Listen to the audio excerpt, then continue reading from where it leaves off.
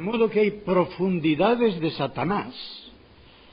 Y claro, son los satanistas los que se meten en la mayor profundidad de Satanás. Pero también, y seguramente todos o casi todos lo sabéis, todo lo que huele a ocultismo entra dentro de las profundidades de Satanás. Por eso no se puede jugar con cosas de ocultismo, no se puede jugar, no hay juguetes válidos para eso. Uno llega a meterse en las profundidades de Satanás y, naturalmente, si es creyente, saldrá, Dios lo sacará. Pero si no, es muy difícil de alcanzar a uno que ha llegado a esas profundidades. Nosotros vamos a las profundidades de Dios. Y necesitamos de una manera especial al Paráclito, al intérprete, que es el Espíritu Santo. Pero siempre guiados por la palabra de Dios. El Espíritu Santo no puede ir nunca divorciado de la palabra de Dios, porque la palabra, con mayúscula, hecha persona, es el Hijo. Y de la misma manera que el Hijo no puede separarse del Espíritu Santo, el Espíritu Santo tampoco puede separarse del Hijo. Esto tiene una proyección muy grande cuando nos metemos en cosas, diré, como carismatismo y cosas de estas así, Todo lo que tiene que ver con el Espíritu ha de estar equilibrado con lo que tiene que decir con la palabra. Vamos pues a intentar primero un estudio que será no solamente doctrinal, sino devocional, sobre el misterio de la Trinidad o de la trinadeidad, como también se dice, porque es como he dicho, un prerequisito totalmente necesario para entrar en la cristología. Toda palabra o concepto que ustedes vean que les suena difícil o que no lo entiendan bien, lo apunten para la segunda hora en el diálogo o en el tiempo de preguntas. Por el Nuevo Testamento, aunque nunca en la Biblia sale la palabra Trinidad, sabemos que hay tres, que son persona, y por lo tanto, tres personas dentro de un solo Dios, es decir, de una sola y misma naturaleza, esencia, como se la quiera llamar. Esa naturaleza o esencia, por lo tanto, subsiste, es común a esas tres personas, cuyos nombres, bien dados por el Nuevo Testamento, los conocemos especialmente desde que salen en Mateo 28, 19, cuando se le manda a la Iglesia bautizar en el nombre del Padre y del Hijo y del Espíritu Santo, como dice el original. Esto significa que ha de haber un orden en las personas divinas, puesto que el Nuevo Testamento siempre las pone, y no solamente un orden. No hay un orden propiamente dicho de superioridad, aunque ya hablaremos de esto después. Hay un orden que se llama de origen. De origen quiere decir que una persona tiene su origen en otra. El Padre es el que comunica y da origen, el que comunica la naturaleza divina al Hijo y al Espíritu Santo. El Hijo se llama precisamente Hijo porque procede de un Padre. El Padre le comunica todo lo que tiene y todo lo que es, excepto el ser Padre. Porque de lo contrario sería padre de otro padre. Eso no puede ser. Es padre de un hijo. Como el hijo no puede ser padre tampoco, sino hijo de un padre. Dentro de la Trinidad. ¿Cómo le comunica esta naturaleza divina? El Nuevo Testamento nos dice que es por generación, porque se le llama hijo. ¿Qué clase de generación en un espíritu?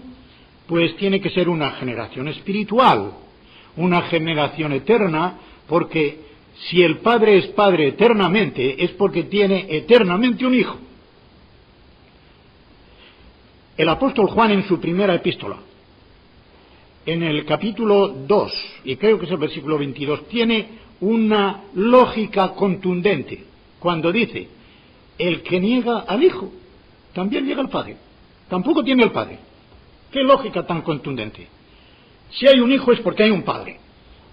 De modo que si en Dios hay un padre que es eterno, hay un hijo, ese hijo también es eterno. Claro, no nos vamos a meter aquí con la temática de la primera epístola de Juan, que es preciosa. Algún día quizá lo podamos hacer. Nuestra mente limitada no puede comprender qué clase de generación puede ser esta, pero sí, es una generación espiritual y eterna. También significa que el Padre, junto con el Hijo, dan origen al Espíritu Santo. El Espíritu Santo no procede del Padre por la vía de la generación, es decir, no es otro hijo. Dios no tiene dos hijos divinos, tiene un solo hijo divino. El otro se le llama Espíritu. El aliento personal de Dios Padre y de Dios Hijo es la tercera persona a la cual llamamos Espíritu Santo.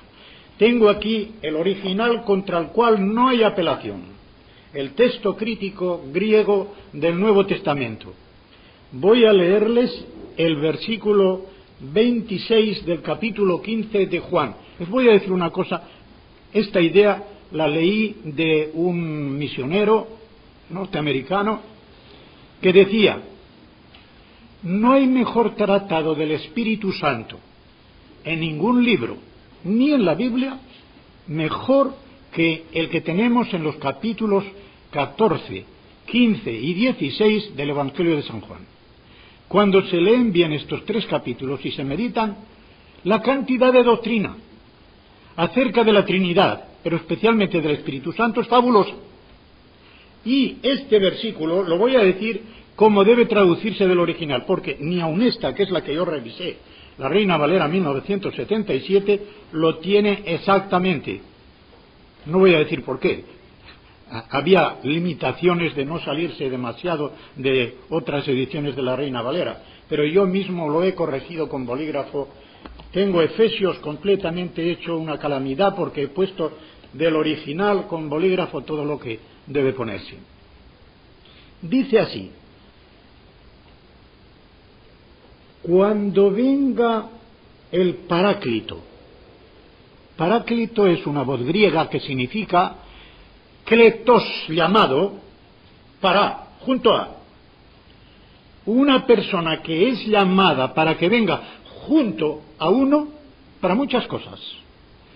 Para ayudarle, para iluminarle, para servirle de abogado, para servirle de consolador. Todas estas cosas significa. Porque paráclesis también significa consolación, ayuda, abogacía, todo esto.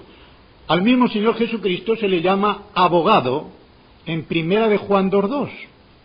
Otro abogado. Jesucristo es el abogado junto al Padre en el cielo. El Espíritu Santo es el abogado del Padre junto a nosotros. Tenemos un abogado en el cielo y otro en la tierra. El Espíritu Santo, que está junto a nosotros y dentro de nosotros, es nuestro Paráclito. Cuidado, porque les voy a decir una cosa. No hay que sacar las cosas de quicio. Ustedes leerán en muchos libros de doctrina que una de las razones por las cuales el Espíritu Santo tiene que ser persona es porque están en masculino los pronombres de estas porciones de Juan. Esto es gramaticalmente falso. No quiere decir que el Espíritu Santo no sea persona, pero que haya que sacar la cosa de quicio de lo que pone en masculino, no hay de qué. Los pronombres masculinos no conciertan con neuma, espíritu, sino con parácletos, masculino. Esto es una cosa que se me ocurre ahora, pero es que me da grima de que todos den en el mismo clavo falso. No hace falta para eso, ¿verdad?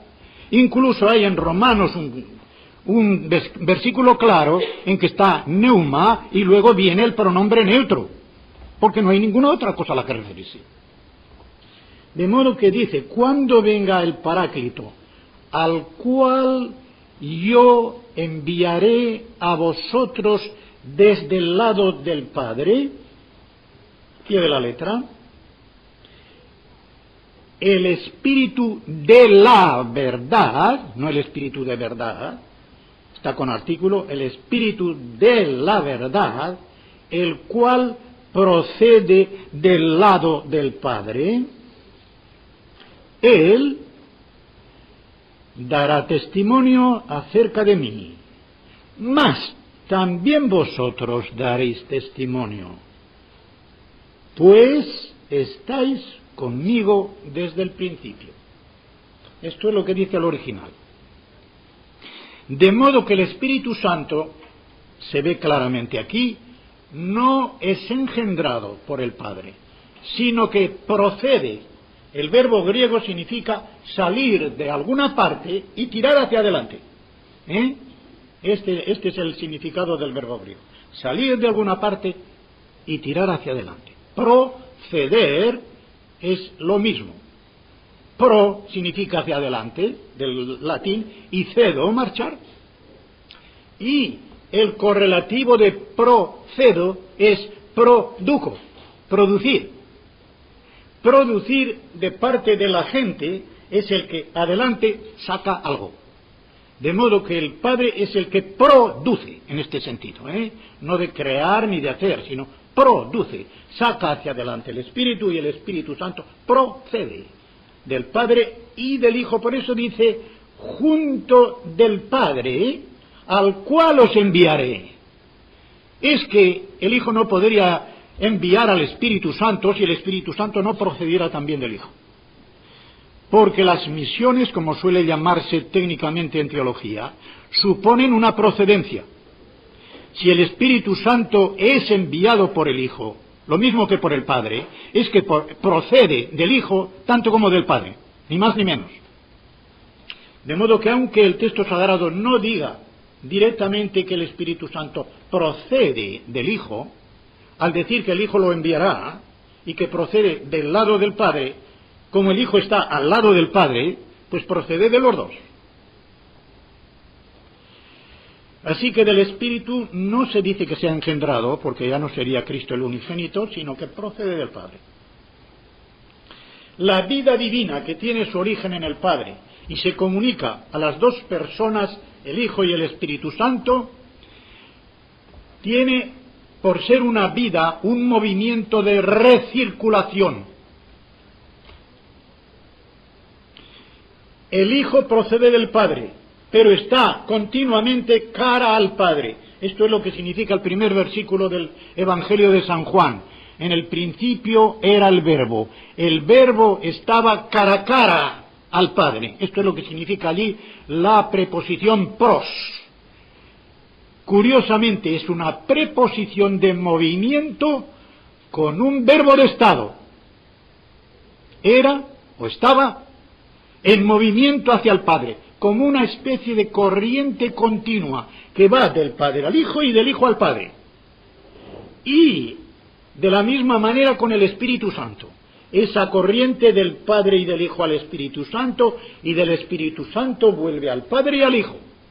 Esto se expresa especialmente en el Evangelio, y más aún en el Evangelio de San Juan, con algo que es muy digno de tenerse en cuenta. En los Evangelios ustedes verán que el Padre glorifica al Hijo. El Hijo nunca se glorifica a sí mismo, sino que glorifica al Padre. Y el Espíritu Santo nunca se glorifica a sí mismo, sino que glorifica al Hijo.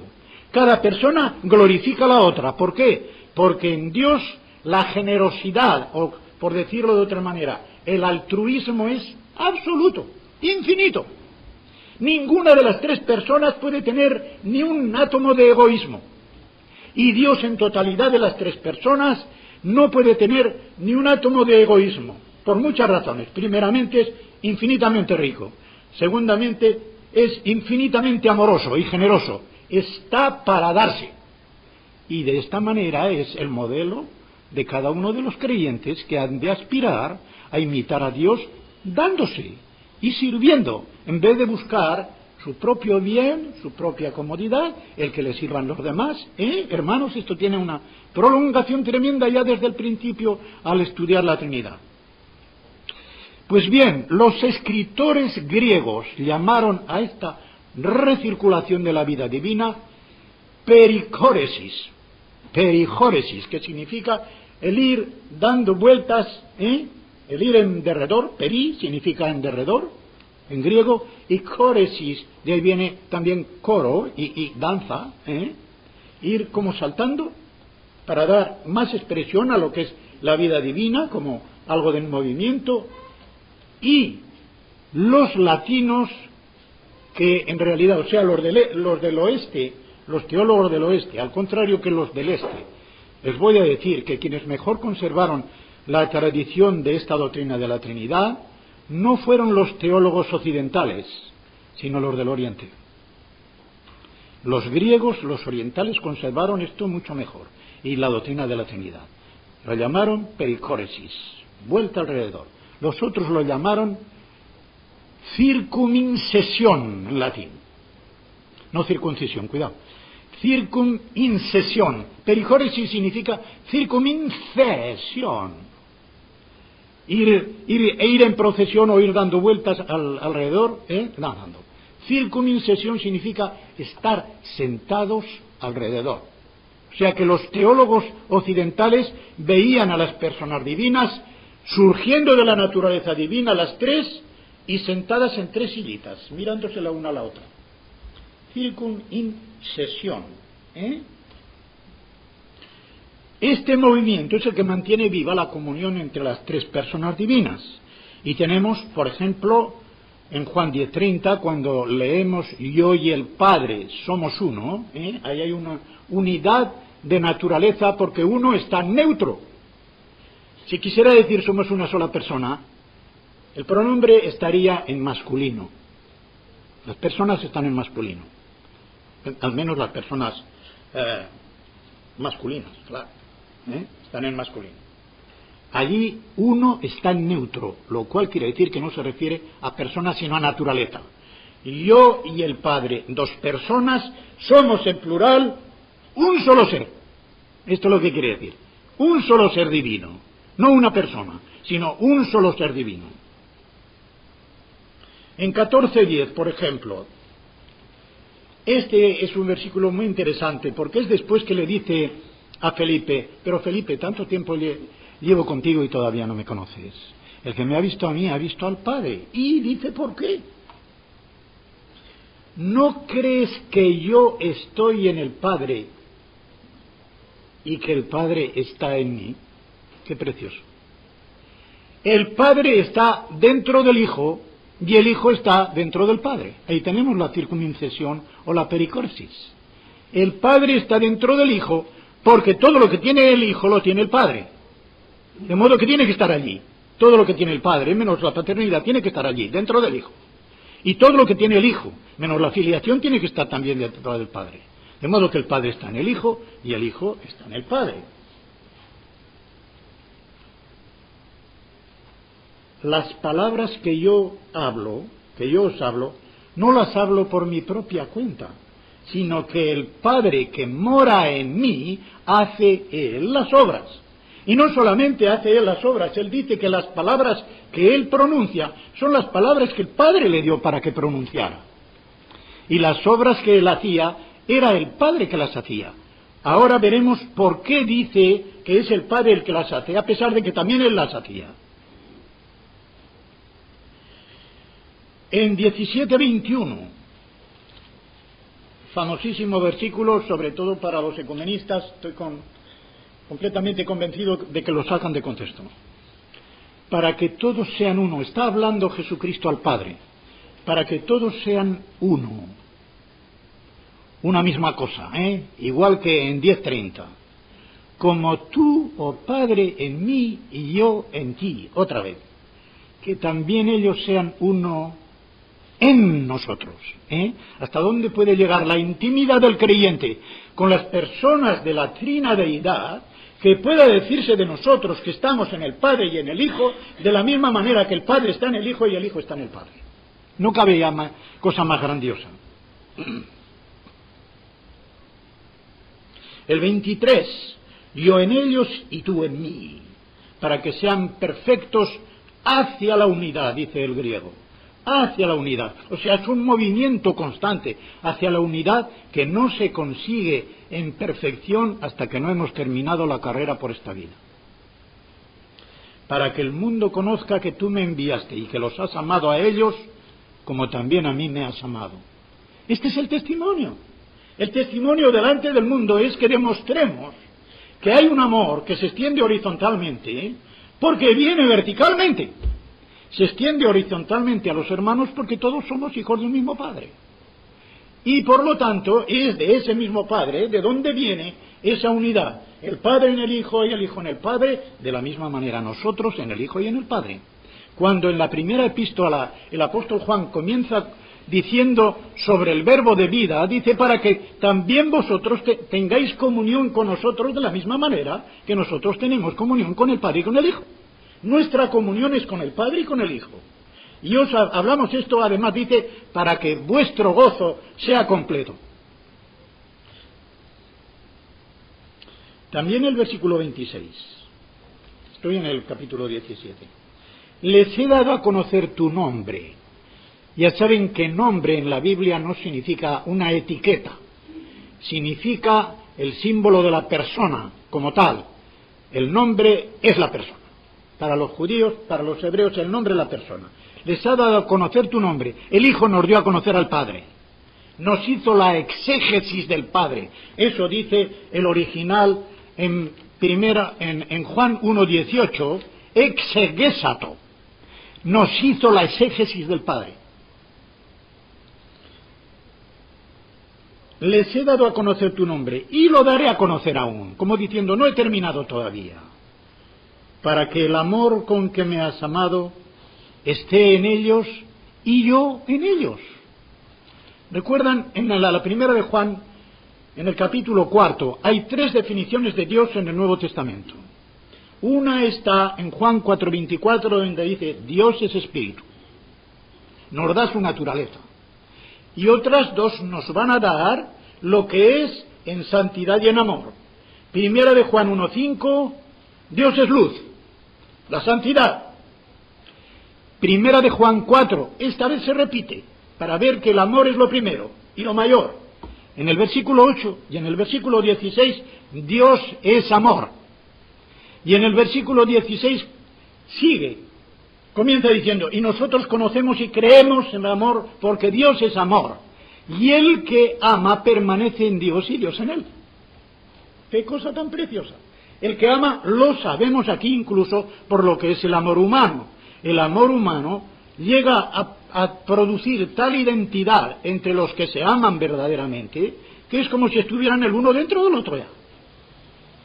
Pues bien, el que ama está dentro del amor.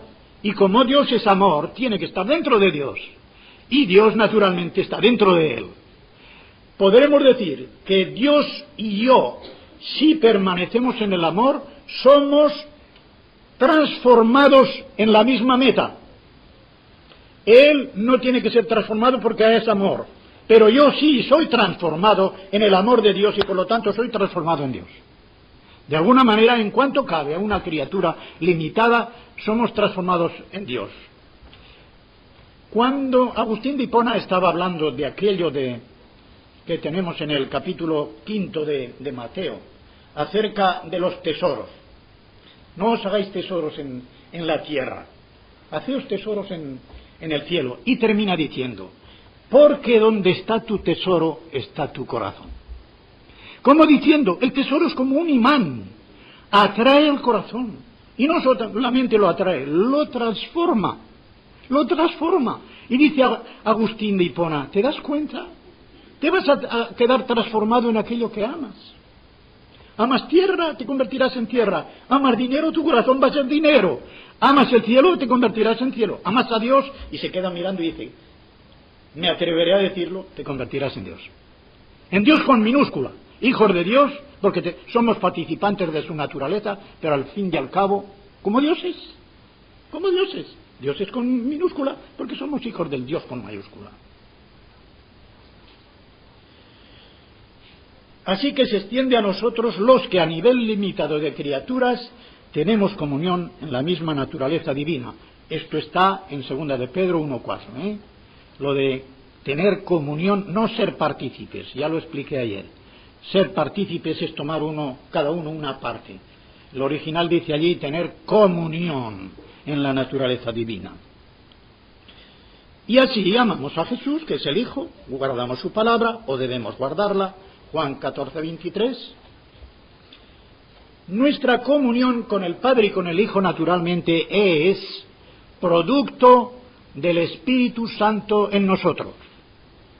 El mejor texto que hay para ello es el último versículo, digo el último porque unas Biblias ponen 13 y otras 14, de la 2 Corintios. La gracia del Señor Jesucristo, del Hijo, el amor de Dios, es decir, el Padre. Siempre que en el Nuevo Testamento se dice Dios, Teos, con artículo y sin ninguna otra cualificación, es siempre, sin excepción, Dios el Padre.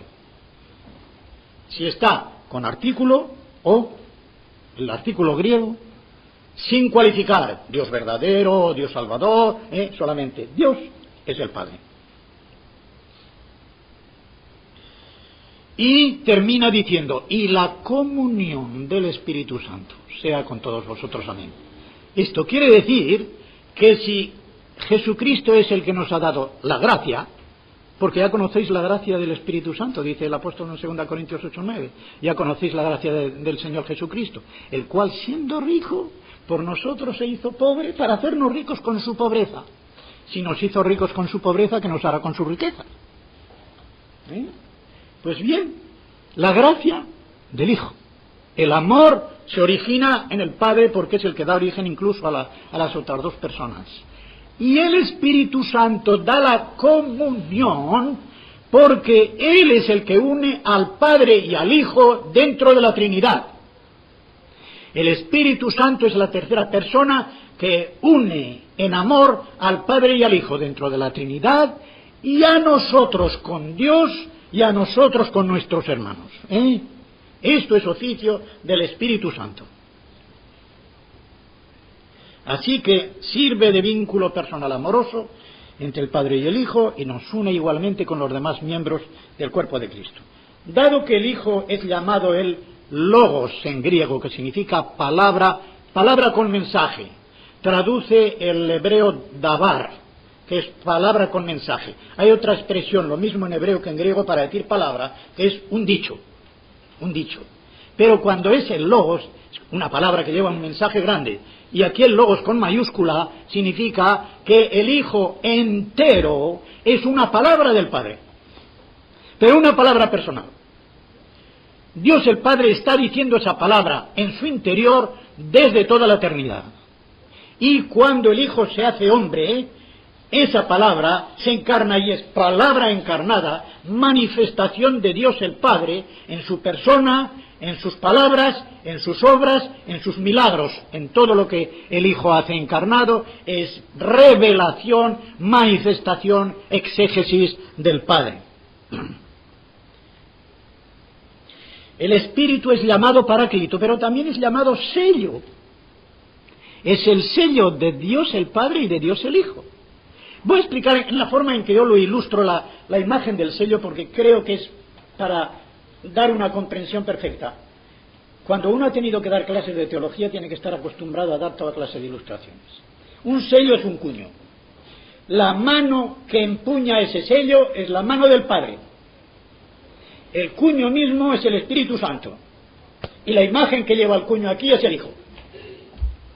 De modo que la mano del Padre hace esto y con el Espíritu Santo pone en nosotros la imagen del Hijo. Por lo tanto, si la palabra que es el Hijo es una expresión, el sello del Espíritu es una impresión. De modo que el amor imprime y la palabra exprime. Expresar significa estar continuamente exprimiendo. Cuando una persona habla, está exprimiendo lo que dice su mente. De modo que por lo que dice, se sabe lo que piensa. Exprimiendo continuamente.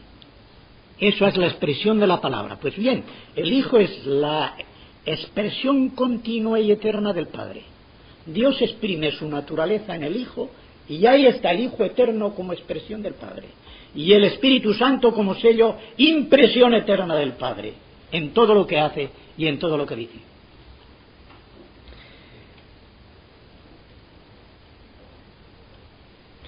Una de las razones por las cuales sabemos que el Espíritu Santo procede del Hijo también es porque en el Nuevo Testamento se le llama a veces Espíritu de Jesús.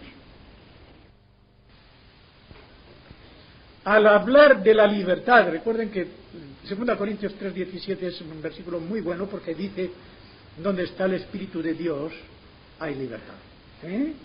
Y dice que el Espíritu es el Señor. El Señor, Kyrios, es el Espíritu, Pneuma. Quiere decir que el Espíritu Santo entra dentro de la misma naturaleza que tiene el Señor Jesucristo, el Kyrios, aun siendo una persona distinta de Él, pero que ha llegado a ser una compenetración tan grande que aparece como si se identificaran. ¿Recuerdan lo que dice el apóstol Pablo en 1 Corintios 6, cuando está hablando de no unirse con prostitutas? Porque el que dice se hace un mismo cuerpo con ella. Y cita nada menos que de Génesis de la institución del matrimonio. No porque sea un matrimonio, sino porque hay una unión carnal también. Y añade: pero el que se une al Señor se hace un solo espíritu con Él. ¡Qué precioso! De modo que la carne une carne, pero el espíritu une espíritu. Y la carne, por mucho que una, no puede nunca identificar porque es materia. Pero el espíritu, por no ser materia, puede identificar completamente. Como alguien ha dicho, dos estrellas que están próximas no se unen por sus masas, sino por sus luces. Parecen una sola luz, aunque sean dos estrellas. Se unen por la luz, no por la masa. Igual pasa, el que se une al Señor se une en espíritu y se hace como un solo espíritu con Él. La unión en la carne es una unión carnal, no pasa de ahí.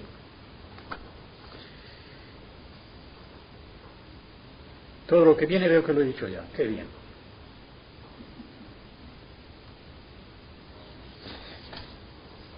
Ya puedo saltarme todo este toque.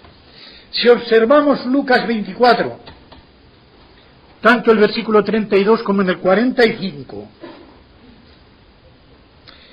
y Hechos 2:33, podemos ver que en su vaciamiento, efectivamente, el Hijo había renunciado al uso independiente de sus atributos divinos. En ese uso independiente entraba incluso el de comunicar el Espíritu Santo a los hombres. Ven ahora una razón principal por qué, mientras el Señor Jesucristo estaba de este lado de la tumba, de este lado de la cruz, no comunicaba el Espíritu Santo, porque el comunicar el Espíritu Santo era un atributo divino y él había renunciado al uso independiente de los atributos divinos. Pueden ver que él no comunicaba el Espíritu Santo, pero cuando comunica el Espíritu Santo es inmediatamente después de resucitado y glorioso. En Juan 20, cuando les dice: os doy el Espíritu Santo, cuando les da el Espíritu Santo a los apóstoles, para que ellos puedan actuar con ese Espíritu Santo en forma eclesial, porque lo que dice después, aquellos cuyos pecados perdonareis quedarán perdonados, aquellos cuyos pecados retuviereis quedarán retenidos, no tiene nada que ver con el sacramento de la penitencia como lo aplican los católicos. Es simplemente una cuestión de cerrar y abrir, en sentido de cerrar o abrir el camino de la vida por la proclamación del Evangelio, y algo también más, y también el de la disciplina eclesiástica en poner fuera de comunión o admitir a comunión. De lo contrario, los verbos griegos que hay allí se quedarían un poquito cortos. El verbo krateite, retener, no se aplica bien a la predicación del Evangelio, en cambio sí se aplica bien a la disciplina eclesiástica. Así que, en cuanto a la subordinación del Jesús ya exaltado al Padre, no estará de más tener en cuenta lo que a este respecto dice ese teólogo que he citado. Va incluida al mismo tiempo la permanencia de la entrega a la cruz. Quiere decir que cuando vemos a Cristo resucitado, nunca debemos olvidar que es el Cristo crucificado. Así como cuando vemos al Cristo crucificado, nunca debemos olvidar que es también el Cristo resucitado, que no se quedó en la tumba. Cuando vemos al Cristo resucitado y glorioso para siempre, no olvidemos que es el mismo que fue crucificado y que por eso llevará las señales, las cicatrices de las heridas por toda la eternidad. Por toda la eternidad. Porque por toda la eternidad será Dios hombre. Al que le diga, porque hay quienes lo dicen, dentro de evangélicos y fundamentalistas. No. Si Jesucristo, cuando llegue a aquel momento, se despojará de la humanidad y será solamente Dios. Ahora yo los enfrento con Apocalipsis en el último capítulo, 22. ¿De dónde sale el río de agua limpia? Del trono de Dios y de quién más, y del Cordero. ¿El Cordero es Dios o es hombre? Jesucristo es Cordero en cuanto hombre, no en cuanto Dios.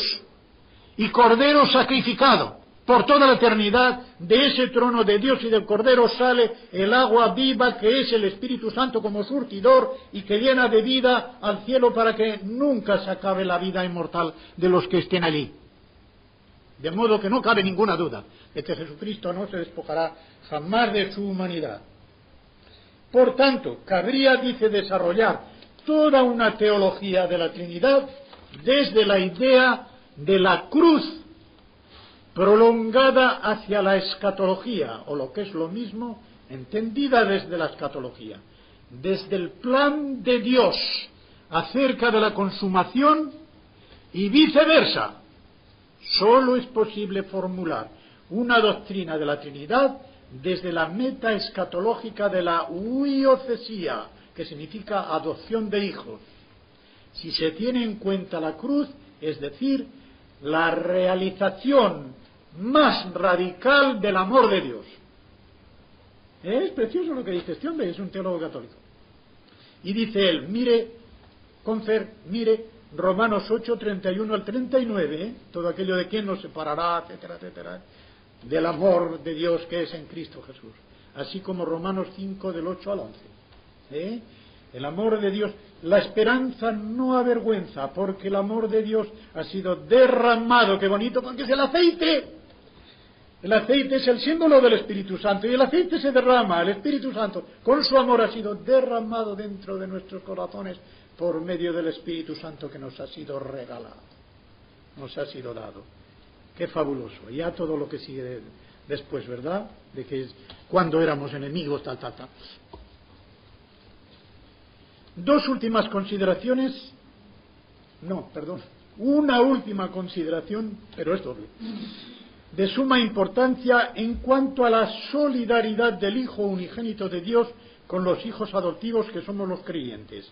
Esta consideración incluye dos aspectos que he dicho antes una porque son dos aspectos de una misma verdad. Primera, somos hijos de Dios el Padre.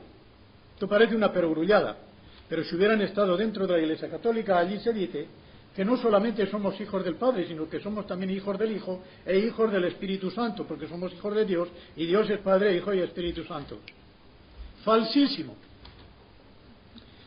Si se afirma que somos hijos de Dios sin distinguir las personas, estamos destruyendo enteramente la enseñanza bíblica sobre la Trinidad.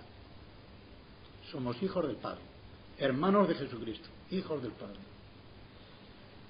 Segundo, somos hijos del Padre en el Hijo y con el Hijo, quien viene a ser así en cuanto hombre, nuestro primogénito. Romanos 8, 14 al 17 y especialmente en el 29, cuando se nos dice que el Espíritu Santo es el que está produciendo en nosotros la imagen del primogénito. Injertados en él, como dice Romanos 6, 5, sinfitoi, plantados con él, complantados con él, literalmente, para estar con él. Ya no hay ninguna condenación, ni mucha ni poca. Romanos 8.1. ¿Para quiénes? Para los que están en. En. Los que están en Cristo, los que están en Jesús, los que están en el Hijo. La segunda parte, no es que les dé yo permiso. La edición crítica del Nuevo Testamento les da permiso para que quiten la segunda parte del versículo primero porque es falsa. Dice los que no andamos según la carne, sino según el Espíritu. El andar no tiene que ver nada con la unión, tiene que ver con la comunión. La justificación con la unión. La santificación con la comunión. Eso está pegadito ahí del versículo 4, donde se habla no de la justicia imputada, sino de la justicia cumplida. Para que se cumpla en nosotros la justicia de los que no andamos según la carne, sino que andamos según el Espíritu. ¿Se dan cuenta? Como un detallito de estos puede trastornar toda una doctrina. De modo que así viene a ser para estar en Él y andar en Él. Colosenses 2 y 6. Colosenses 2 en el versículo 6 dice: de la misma manera que recibisteis al Señor Jesucristo, andad en Él. ¿Cómo recibimos al Señor Jesucristo? Por fe. ¿Cómo se anda en el Señor Jesucristo? Por fe. Pero andar, Él es el camino que anda. ¿Han visto ustedes algún camino que ande? Pues es un camino que anda. Por eso andar en Jesús es progresar y a la vez estar en el camino. Es un camino que anda porque Él dijo en 14:6 de Juan, dijo: yo soy el camino. Pero en el versículo 2 dijo: yo me voy. De modo que si es un camino que se va, es un camino que anda. Así que estando en Él y andando en Él, andamos en un camino que anda. El ejemplo que yo les pongo, el ejemplo que yo les pongo es las escaleras metálicas automáticas del metro. En Londres, por ejemplo, en algunos metros, es tremenda la distancia que tiene que andar uno de una estación a otra. Pero uno se pone en la escala automática y no tiene que andar, la escala se lo lleva. Es un camino que anda. Pues es igual. Si uno está en el Señor Jesucristo bien agarrado, bien firme, Él se encargará de que nosotros vayamos a donde Él va. No hay que avanzar por su propia decisión. El creyente que quiere hacer sus propios pasos se sale del camino. Pero si está firmemente afianzado en Cristo, con Él irá a donde Cristo va. Para eso tomó Él nuestra naturaleza. Esta solidaridad con nosotros era necesaria para que Cristo pudiese actuar como nuestro sustituto. Por eso, Isaías 53:5, este versículo que lo he tratado con un rabino judío, porque la palabra que hay allí en 5 y que dice: por sus llagas, al pie de la letra, hubo curación para nosotros, dice el hebreo. El vocablo por sus llagas puede significar también por su compañerismo. Es la misma palabra para decir azotaina en hebreo que para decir compañerismo. Y es verdad, solo por sus llagas Cristo no nos redimió, si no nos hubiera amado y se hubiera solidarizado con nosotros, como se nos dice en Hebreos 2:14. Y porque los hermanos participaron de carne y sangre, también Él participó de lo mismo para poder así destruir las obras del diablo, etc. En la conferencia cuarta veremos un poquito más de esto. Y hermanos, iba a decir, ya les he dado la lata, no ponga esto allí.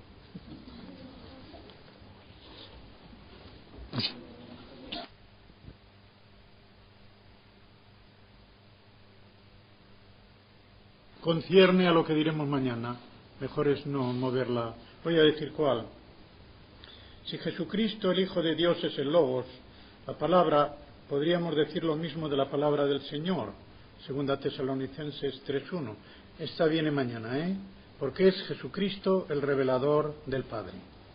Y allí hablaré de la distinción que hay entre la palabra con mayúscula, que es el Logos personal, y la palabra inspirada por Dios en la Biblia, Las otras dos sí que son de hoy.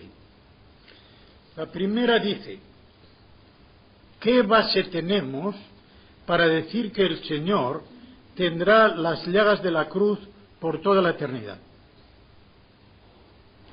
No tengo que decir quién la dice, ¿no? Aunque está firmada. La indicación que yo he hecho antes es a base del último capítulo de la Biblia, que no solamente por ser el último capítulo, sino por referirse a lo último de la revelación, que es la eternidad. Saben que los capítulos 21 y 22 de Apocalipsis tienen que ver con la eternidad. El capítulo 20 nos ha traído el juicio delante del trono blanco y allí se acabó ya la dispersión de unos para un lado y otros para otro para siempre. Viene la eternidad y en ese último capítulo, como he dicho, el río de agua viva. Vamos a verlo cómo lo pone. Después me mostró un río limpio de agua de vida, o de agua viva, resplandeciente como cristal, que salía del trono de Dios y del Cordero. El Cordero significa Jesucristo, Hijo de Dios, encarnado y crucificado. Es Cordero en cuanto a que es inmolado. Y aquí empalmo con otro versículo del mismo Apocalipsis muy importante, que está en el capítulo 5. El capítulo 4 de Apocalipsis es el capítulo del Creador y el himno de la creación. El capítulo 5 es el capítulo del Redentor y el himno al Redentor. Por eso va a entrar por primera vez el Cordero, en este sentido. 5:5 de Apocalipsis dice: uno de los ancianos me dijo, no llores más. Juan estaba llorando porque no había nadie que pudiera abrir el libro de la historia futura. Solo lo sabe Dios. ¿Quién lo iba a abrir? Pues alguien que fuese Dios. El Cordero lo iba a abrir. Iba a decir todo lo que faltaba por suceder. He aquí que el león de la tribu de Judá, la raíz de David, ha vencido para abrir el libro y desatar sus 7 sellos. Y ahora viene lo gordo. Él está esperando ver un león y lo que ve es un cordero. ¿Jesucristo es león y cordero a la vez? Sí. León en cuanto a que vence, cordero en cuanto a que es inmolado. Vamos a ver en qué forma se le aparece el cordero. Un cordero en pie como inmolado. Esa es la frase. Un cordero en pie como inmolado. ¿Qué quiere decir? Estaba en pie porque estaba vivo, pero estaba como inmolado, literalmente como degollado, ¿será? ¿Qué es lo que se hacía con los corderos? Aunque Jesucristo no fue degollado, sino que fue crucificado, pero para seguir la metáfora había que decir degollado, ¿eh? En el original, vamos a ver el original de 5:6. Pero tiene que ser el verbo degollar.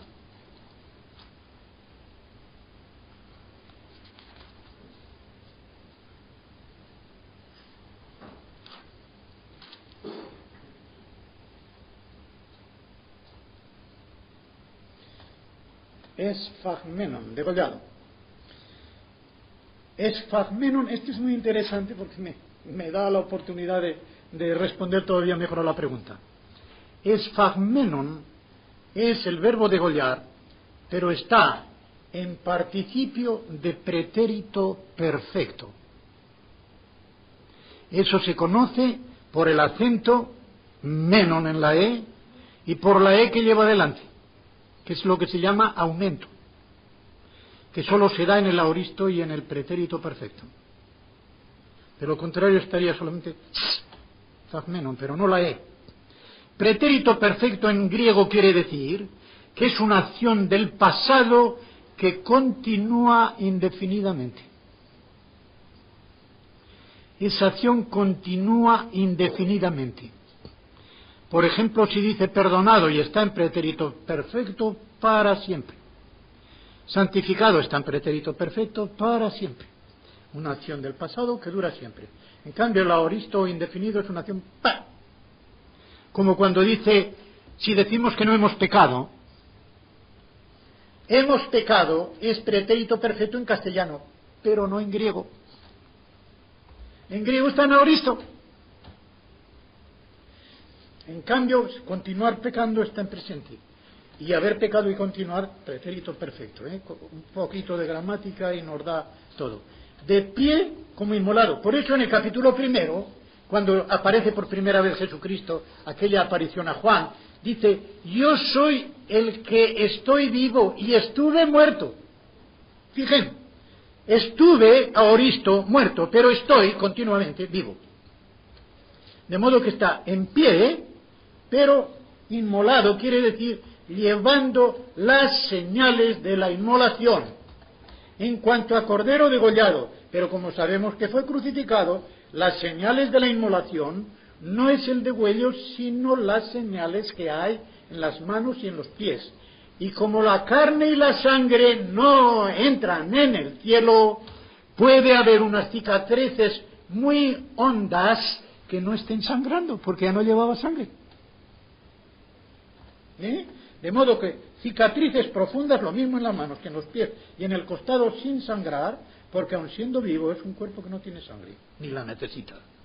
La sangre es la que corrompe. Se saca sangre totalmente a un cadáver y tarda mucho más en corromperse. Por eso se saca la sangre antes de embalsamar.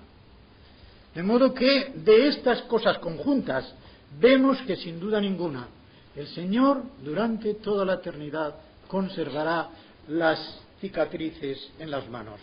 Y tiene esto un significado práctico que no quiero dejarlo devocionalmente. Precisamente porque eternamente tendrá las señales en las manos, eternamente estaremos movidos a alabarle, porque Él nos rescató por medio del derramamiento de su sangre en la cruz. Eternamente el mismo motivo. Creo que lo dije ayer, el himno escrito por una señora que no recuerdo su nombre, y que dice, cuando yo vaya allí al cielo, no miraré a la corona, sino a las llagas de sus manos. Nos dará motivo durante toda la eternidad, que nunca se acaba, con esas llagas a alabarle por el amor que nos tuvo. José Luis, puedo decir ahora su nombre. Queda pregunta, dice, si el Padre es fuente de origen de la bondad, ¿puede expresarla aparte del Hijo? Creo que pone que es esto lo que ha puesto, no firma, pero como no está con letras mayúsculas, creo que es así, ¿no? Aparte del Hijo. No puede expresarla aparte del Hijo, si eso quiere decir que al Hijo se le deja a un lado. Pero el que expresa la palabra es el Padre. El Hijo es la palabra expresada, lo cual no quiere decir que el Hijo se quede sin palabra. El Hijo tiene una palabra divina que Él expresa, pero mediante esa palabra divina suya Él no engendra a nadie. Solamente el Padre es el que, pronunciando una palabra personal, engendra al Hijo. ¿Me entienden ahora? De la misma manera que el Hijo sabe lo mismo que sabe el Padre. Por ejemplo, pongámoslos en la eternidad, donde Él no se ha disminuido nada, antes de hacerse hombre. El Hijo sabe lo mismo que el Padre, entiende lo mismo que el Padre, dice en su interior lo mismo que el Padre. Pero ese saber, ese ver, ese entender, no es productivo de una persona, sino solamente en el Padre. Es una distinción teológica muy fina. Cuando estudiábamos teología nosotros lo veíamos muy claro, porque distinguíamos entre lo esencial, lo nocional y lo personal. De modo que expresador de la palabra viva es personal del Padre, esencial de los tres, pero personal del Padre. Expirar al Espíritu Santo es personal del Padre y del Hijo conjuntamente, nocional si se toman por separado, esencial de los tres. no el expirar el amor personal del Espíritu Santo es amor personal en el Espíritu Santo, nocional en el Padre y en el Hijo y esencial en las tres personas, o sea, como Dios. No sé si me he expresado de una manera que pueda entenderse, pero sí, entiendan esto. El Padre es fuente de origen de todo, de la bondad e incluso de la palabra que es el Hijo. Es fuente de todo en cuanto a que es el principio sin principio y por lo tanto el origen primero de todo lo que hay, en la Trinidad y fuera de ella, en el mundo. Las demás personas lo tienen todo, pero no son el origen de ello, lo tienen recibido del Padre, aunque esto no es ninguna inferioridad en el sentido de que si el Padre no lo comunicara dejaría de existir, es algo que es compulsivo para su naturaleza de Padre el darlo, de modo que él se queda tan obligado, diríamos, como los demás en recibirlo. Así que él no puede expresar la bondad sin el Hijo, pero él es la primera fuente de la bondad. Y el Hijo la expresa en cuanto a que la ha recibido comunicada del Padre. ¿Está bien?